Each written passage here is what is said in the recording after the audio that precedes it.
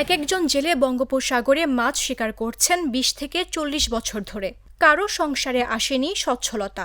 জীবনের এ বেলায় এসে পেশা পাল্টানোর সুযোগও নেই অনেকের। চট্টগ্রামের আনোয়ারা উপজেলার বঙ্গোপসাগর উপকূলের জেলেদের জীবন চলছে এভাবেই।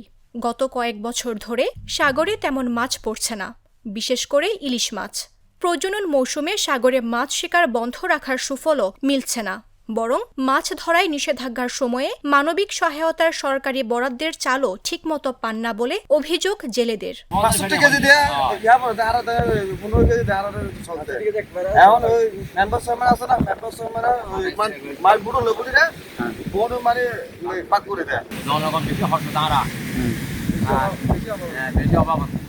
সামুদ্রিক মৎস্য দপ্তর বলছে ৬৫ দিনের নিষেধাজ্ঞা চলাকালীন প্রতিবেশী দেশগুলোর সঙ্গে সঠিক সমন্বয় ছিল না।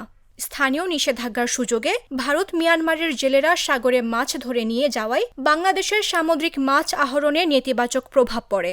তবে উপকূলীয় এলাকার জেলেরা বলছেন, চলতি বছর নিষেধাজ্ঞা ওঠার পরেও প্রাকৃতিক দুর্যোগের কারণে সাগরে মাছ শিকার বিলম্বিত হয়েছে।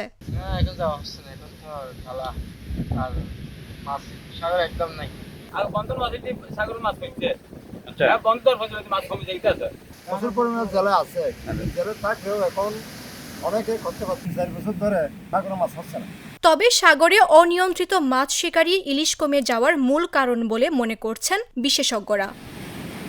ইলিশ মাছের টেকসই ব্যবস্থাপনায় একটি সুসংহত ও বৈজ্ঞানিক কাঠামো গড়ে তোলা গেলে আবার সাগরে পর্যাপ্ত ইলিশ সম্ভাবনা তৈরি হতে পারে বলে মত বিশেষজ্ঞদের।